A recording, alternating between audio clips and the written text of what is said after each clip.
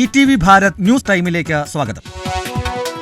ബിൽക്കിസ് ബാനു കൂട്ടബലാത്സംഗ കേസിൽ പ്രതികൾക്ക് ശിക്ഷാ ഇളവ് നൽകാൻ ഗുജറാത്ത് സർക്കാരിന് അവകാശമില്ലെന്ന് സുപ്രീംകോടതി. പ്രതികൾ തെറ്റായ വിവരങ്ങളാണ് ഇളവിനുള്ള അപേക്ഷയിൽ സമർപ്പിച്ചത്. അതിജീവിതയുടെ അവകാശങ്ങൾ പ്രധാനം. പ്രതികൾ തിരികെ ജയിലിലേക്ക് പോകണമെന്നും ജസ്റ്റിസ് നാഗരത്ന.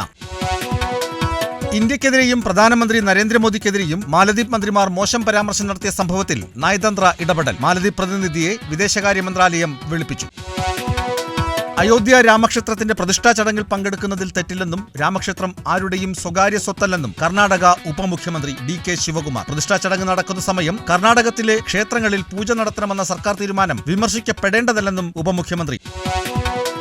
2024 ഗോൾഡൻ ഗ്ലോബിൽ ഓപ്പൺഹൈമറിന് പുരസ്കാര പെരുമഴ. മികച്ച ചിത്രം, സംവിധായകൻ, നടൻ, സഹനടൻ എന്നീ പുരസ്കാരങ്ങൾ ഓപ്പൺഹൈമറിന്. കിലിയൻ മർഫിയാണ് മികച്ച നടൻ. കർണാടകയിൽ നടൻ യാഷിന്റെ ജന്മദിനാഘോഷങ്ങളുടെ ഭാഗമായി കൂറ്റൻ കട്ടൌട്ട് സ്ഥാപിക്കുന്നതിനിടെ 3 ആരാധകർക്ക് ദാരുണ അന്ത്യം. ഹൈടെൻഷൻ വൈദ്യുതി ലൈനിൽ നിന്നും ഷോക്കേറ്റാണ് 3 പേർ മരിച്ചത്. പരിക്കേറ്റ 2 പേരുടെ നില ഗുരുതരമെന്ന് റിപ്പോർട്ട്.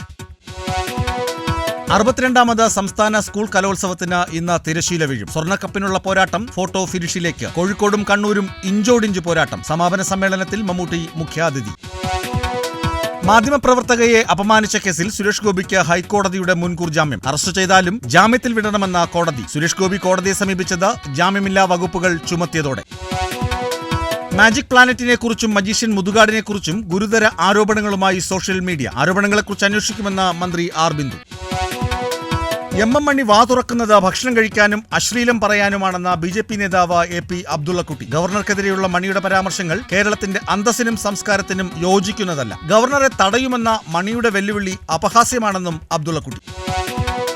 KSRTC ജീവനക്കാർക്ക് ഈ മാസവും ശമ്പളം വൈകി. വരുമാനം കുതിച്ചുയർന്നിട്ടും ശമ്പളം വൈകിയതിൽ അതൃപ്തി പ്രകടമാക്കി ജീവനക്കാർ. 5-ാം തീയതിക്ക് മുന്നേ ശമ്പളം സർക്കാരിന്റെ വെറും വാക്കെന്ന ആക്ഷേപം. കൂടുതൽ വാർത്തകൾക്കും വിവരങ്ങൾക്കും ETVBharat.com സന്ദർശിക്കുക.